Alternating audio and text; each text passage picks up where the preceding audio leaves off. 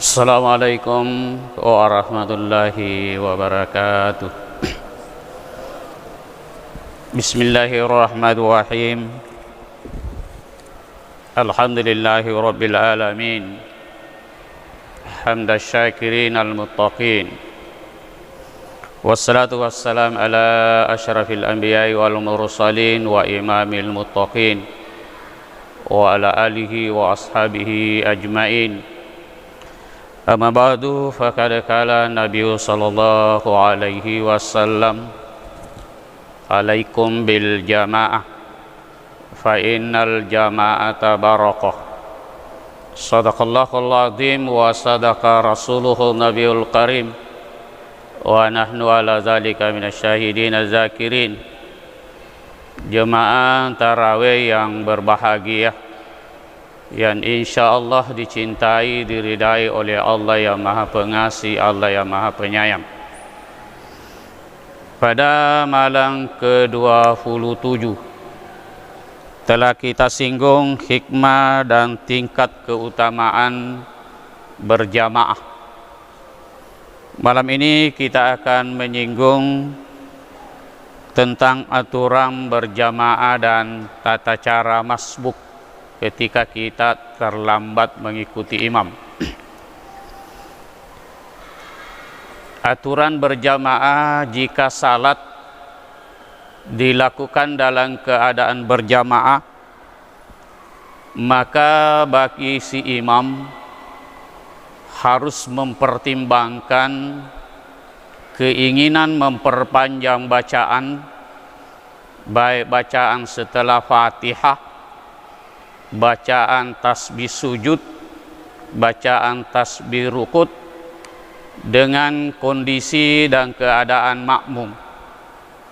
Seperti saya pernah singgung pada malam ke-27, si imam harus ketahui keadaan siapa di belakangnya. Adakah orang al-kabir, orang tua? Adakah orang ad-daif, orang lemah? Atau orang sakit? Atau orang yang memerlukan waktu singkat? Ketika ada di antaranya itu, maka iman dengan kebijaksanaannya tidak boleh terlalu panjang salatnya. Rasulullah sallallahu alaihi wasallam bersabda menyangkut masalah ini, an Abi Hurairah radhiyallahu anhu qala, kala Rasulullah sallallahu alaihi wasallam, isa salla ahadukum bin nasi falyuhabbib fa inna fihim ad-da'ifa was-sakima wal kabira fa isa salla li nafsihi falyutawil ma syaa, rawahul jamaah. Kala Rasulullah bersabda, isa salla ahadukum bin nas, bila kamu salat mengimani manusia, falyuhaffif, hendaklah kamu memperpendek atau meringankan salat. Fa inna fihi, karena dalam berjamaah itu ada ad-daif, orang lemah, ada as-sakim, orang sakit, ada al-kabir, ada orang tua. Fa isa shalla li nafsihi, jika kamu salat dalam keadaan sendirian tidak berjamaah, falyutawil ma syaa, hendaklah kamu memperpanjang salatmu sesuai kemampuanmu. Jadi terserah, kalau salat sendirian boleh baca 2 surah, surah Al-Baqarah, surah Ali Imran misalnya, dan lain sebagainya, sepanjang kita mampu, tidak ada masalah. Selanjutnya bagi si makmum harus mengikuti seluruh gerakan imam, tidak boleh mendahului dan tidak boleh tertinggal. Sabda Rasulullah sallallahu alaihi wasallam an Abi Hurairah, kala Rasulullah sallallahu alaihi wasallam, innama ju'ilal imam liyutamma bi fala takhlufu alaihi fa isa kabbara kabbiru wala tukabbiru hatta yukabbiru wa isa raka'a farka'u wala tarka'u hatta yarka wa isa sajada fasjudu wala tasjudu hatta yasjud. Innama ju'ilal imam liyutamma bi, sesungguhnya imam itu dijadikan untuk dipedomani. Fala tahlufu alaihi, maka janganlah kamu berselisih berbeda dengan iman. Fa isa kabbara fakabbiru, jika si imam takbir maka takbirlah kamu. Wala tukabbiru hatta yakbiru, janganlah kamu sebagai makmum mendahului imam takbir. Fa isa raka'a farka'u, jika si imam ruku, rukutlah kamu sebagai makmum, jangan mendahului imam ruku. Wa isa sajada fasjudu, jika si imam sujud, sujudlah. Wala tasjudu hatta yasjuda, jangan kau sujud sebelum imam sujud. Rawahu Ahmad. Selanjutnya, apabila salat berjamaah dilakukan oleh dua orang, satu imam satu makmum, maka posisi makmum adalah di sebelah kanan imam, sedikit berbeda tumit dengan imam, bukan di belakangnya berdiri. Sebelah kanan imam sejajar, hampir sejajar, tapi beda tumit, agak ke belakang sedikit tumitnya makmum, tidak boleh di belakangnya. Ketika ada lagi makmum datang, maka makmum yang kedua boleh berdiri di sebelah kiri, boleh agak di belakang, dengan catatan si makmum yang datang terlambat pegang pundak makmum yang ada di kanan, supaya makmum yang ada di kanan mundur sedikit sejajar makmum yang ada terlambat, atau memegang pundak si imam. Si imam yang mengerti akan maju satu langkah, si makmum yang ada pertama tadi mundur satu langkah, sehingga di belakang imam sejajar dua makmum. Ketika kita berjamaah dalam keadaan 4 orang bersamaan, maka yang 3 itu mengambil posisi baris di depan imam, satu tengah-tengah sejajar dengan imam, di sebelah kanan satu, sebelah kiri satu. Ketika datang lagi satu makmum untuk menjadi 4, maka yang datang itu ambil posisi kanan. Datang lagi satu untuk menjadikan 5, ambil posisi kiri. Begitu seterusnya. Jadi harus seimbang, tidak boleh berat sebelah, karena Islam itu tidak menginginkan yang berat sebelah. Islam selalu mengajarkan selalu posisi sederhana, tidak boleh berat sebelah, harus adil. Jemaah Jumat yang berbahagia. Kemudian cara masbuk. Kata masbuk itu adalah bahasa Arab dari fi'il sabaqah, sudah menjadi isim maf'ul. Sabaqah itu artinya mendahului. Kemudian masbuk didahului. Siapa yang didahului? Yang makmum didahului oleh imam. Masbuk itu ketika seorang yang datang di belakang imam, imam sudah ruku, makmum tidak temui ruku, itu sudah masbuk namanya. Tapi kalau makmum sudah masih menemui imam dalam keadaan ruku dan dia bisa bersama-sama ruku dengan imam, belum dikategorikan masbuk. Kalau ternyata si makmum yang datang ini sudah takbir, sementara mau takbir, imam sudah ruku, selesai takbir, imam bangkit kembali, makmum ruku, makmum tidak temui imam dalam keadaan ruku, maka rukunya tidak dihitung 1 rakaat. Kenapa? Sudah ditinggalkan oleh imam. Oleh karenanya sebentar tambah 1 rakaat. Jemaah Jumat yang berbahagia. Seterusnya, jika sekiranya makmum saat takbiratul ihram, imam dalam keadaan sujud, apakah kita ikut sujud atau menunggu selesai sujudnya? Ada 2 pendapat. Pendapat pertama dalam kitab oleh Syekh Zainuddin Al-Malibari dalam kitab Fathul Mu'in dikatakan, tidak boleh ikut sujud. Tunggu saja si imam bangkit dari sujudnya kalau baru tahiyat pertama atau rakaat pertama. Tidak boleh ikut sujud. Tunggu saja bangkit ke atas. Tapi mayoritas ulama berkata bahwa ketika imam dalam keadaan sujud, maka ketika kita sudah takbir bisa langsung sujud. Itu mayoritas pendapat. Dengan alasan sabda Rasulullah sallallahu alaihi wasallam, an Abi Hurairah radhiyallahu anhu qala, kala Rasulullah sallallahu alaihi wasallam, isajitum ila salati wa nahnu sujudun fasjudu wa la ya'taduha syai'a wa man adraka rakatan faqad adraka shalah. Rawahu Abu Daud Ibnu Husaimah. Dari Abu Hurairah berkata, Rasulullah bersabda, isajibtum ila salat, jika kamu datang salat, wa nahnu lahu sujudun, dan kami dalam keadaan sujud, fasjudu, ikutlah sujud bersama kami, kata Rasulullah. Wala ya'taduha syai'an, tapi itu jangan dihitung satu rakaat. Wa man adraka rakaat, siapa yang menemui si iman dalam keadaan ruku dan sempurna rukuknya, maka ada rakaat, maka dia menemukan satu rakaat sembahyang. Rawahul Abu Daud wa Ibnu Husaimah. Selanjutnya, bagi makmum yang tertinggal satu atau dua atau tiga rakaat dari imam, maka setelah imam memberi salam pertama, makmum dibolehkan berdiri untuk melanjutkan rakaat selanjutnya. Tapi ulama berkata sunnat menunggu imam salam 2 kali baru bisa berangkat untuk melanjutkan salatnya yang tertinggal.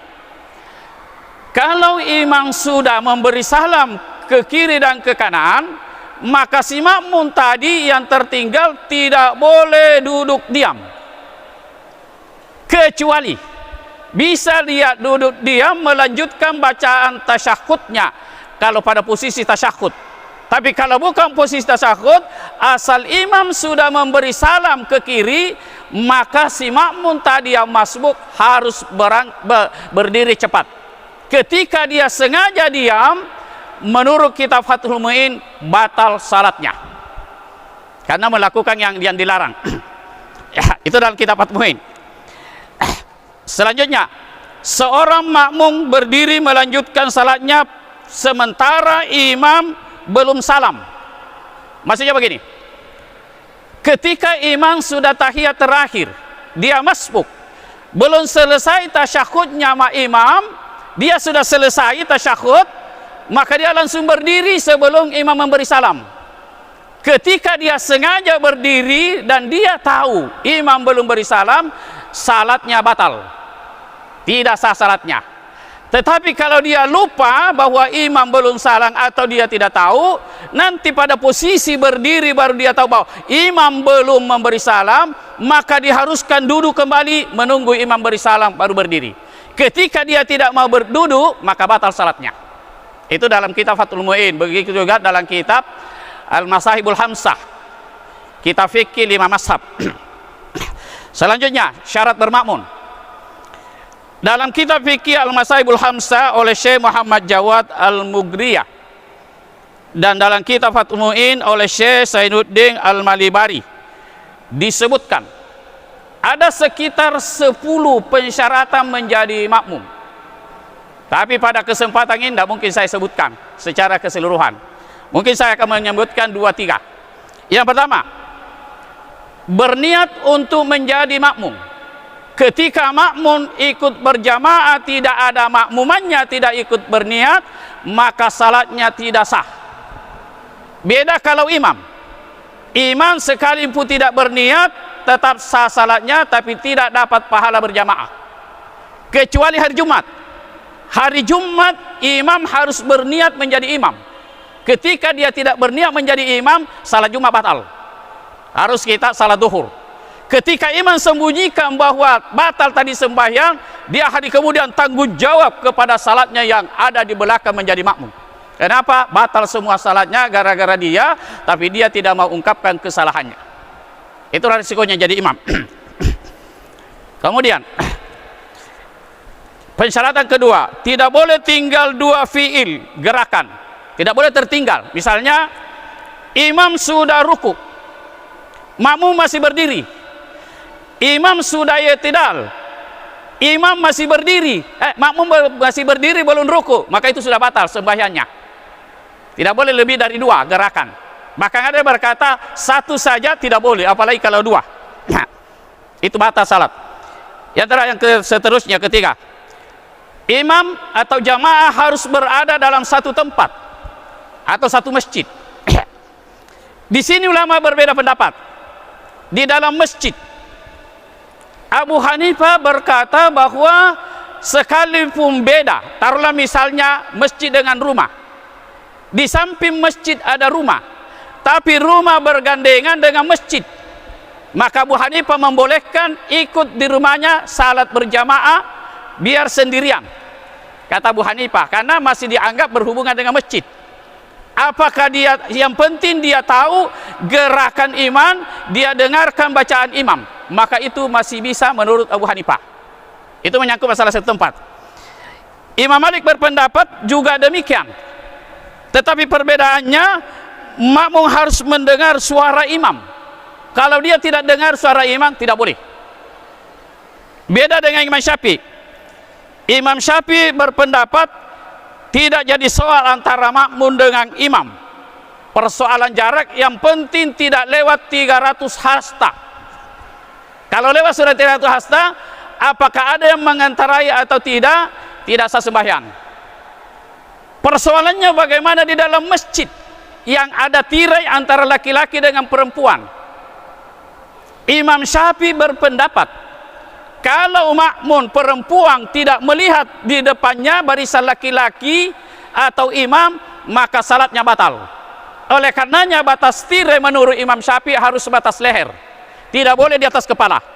Kalau lewat di atas kepala, makmum tidak melihat imam di depan atau jemaah, maka salatnya batal, dianggap tidak ikut karena berpisah dengan imam. Sekalipun dalam satu masjid, sekalipun dengar suara imam, sekalipun dia tahu gerakan imam, tapi dia tidak melihat. Begitu juga sekalipun ada yang mengantarai jalanan, di antarai jalanan, masjid dengan jalanan baru jemaah, yang penting tidak lewat 300 hasta, asal makmum yang terpisah itu ada jamaah yang dilihat. Makanya saya termisi di sini, di sana di jalanan ada berdiri di pintu situ satu barisan atau 2-3 orang yang dilihat oleh makmum, maka barisannya sah, maka salatnya sah. Tapi kalau tidak ada dilihat, tidak sah sembahyangnya. Itu menurut Imam Syafi'i. Kemudian yang keempat, tidak boleh bermakmum kepada imam yang dianggap batal salatnya. Di antaranya imam salah baca Fatihah. Ulama tafsir di antaranya di Makassar, Kiai Haji Abdul Qadir Khalid yang pernah menjadi dosen pada Fakultas IKIP dulu, ulama besar di Makassar, berkata, kalau salat fardu tidak boleh Fatihah dijadikan 8 ayat, tidak boleh dijadikan 6. Kenapa? Fatihah salah satu namanya As-Sab'ul Masani, 7 ayat yang harus diulang-ulang. Lalu dasarnya warattilil Qur'ana tartila, bacalah ayat per ayat, tidak boleh disambung, tidak boleh ditambah. Yang mana yang disambung? Maliki yaumiddin iyyaka na'budu wa iyyaka nasta'in. 2 ayat dijadikan 1, maka Fatihah hanya 6 ayatnya. Orang yang membaca seperti ini bukan Fatihah, atau dijadikan 8. Ihdinas siratal ladzina an'amta alaihim, lama baru ghairil maghdubi, menjadi 8. Kiai Haji Abdul Qadir Khalid mempersalahkan Fatihah yang seperti ini. Maka seorang makmum yang tahu bahwa Fatihahnya salah, ketika dia ikut berjamaah harus berniat mufarakah. Apa itu berniat mufarakah? Berniat berpisah, dalam hatinya harus berkata, saya berpisah dengan imam. Atau dalam posisi sembahyang, di depan imam, di belakang imam, tiba-tiba dia lihat pada kaki imam ada cat pada telapak kakinya, cek gelotes atau cek apa saja, atau gula-gula, apa itu gula-gula karet, atau getah nangka dan lain-lain sebagainya, maka itu otomatis tidak sah sembahyangnya menurut si makmum. Oleh karenanya tidak sah wudunya menurut si makmum, dia harus berpisah dengan imam. Imam tetap lanjutkan karena dia tidak tahu. Itu satu. Yang kedua, batal wudu. Dalam kitab Fathul Mu'in dikatakan, bahwa sekiranya makmum tahu tentang iman di depan ini adalah mazhab Abu Hanifah yang tidak membatalkan wudu dan sering melakukan seperti itu, dan dia yakin bahwa dia tadi pernah dia jabat tangan dengan istrinya, pernah dia cium istrinya, pernah jabat tangan ke laki-laki lain, lalu menjadi imam, maka pengikut Imam Syafi'i tidak boleh ikut di belakang iman yang seperti itu. Kenapa? Dianggap batal wudunya. Atau mengikut Abu Hanifah yang membenarkan tidak membatalkan wudu menyentuh kemaluan. Karena Abu Hanifah berkata tidak batal wudu kalau menyentuh kemaluan. Kenapa? Tidak ada bedanya dengan telinga. Yang itu. Jadi sama anggota badan juga. Karenanya tidak batal menurut Abu Hanifah. Tapi menurut Imam Syafi'i berdasarkan hadis mamassa sakarahu falyatawadda. Siapa yang menyentuh kemaluannya hendaklah dia berwudu. Oleh karenanya menurut Imam Syafi'i batal wudunya yang seperti ini, maka dia harus berniat berpisah, tidak boleh ikut ke imam. Caranya jangan mengikuti, terlambat. Kalau ruku nanti dia bangun, kalau perlu dia bangun baru sujud, baru ruku juga. Jangan mengikuti imam. Di saat imam baca Fatihah, kita juga harus baca Fatihah di belakangnya. Begitu seterusnya supaya sah kita punya sembahyang. Bagaimana dengan masbuk? Pada beda sembahyang, ulama beda pendapat, tapi tidak ada kesempatan. Saya kira sajalah yang sempat saya sampaikan. Wabillahi taufiq wal hidayah. Assalamualaikum warahmatullahi wabarakatuh.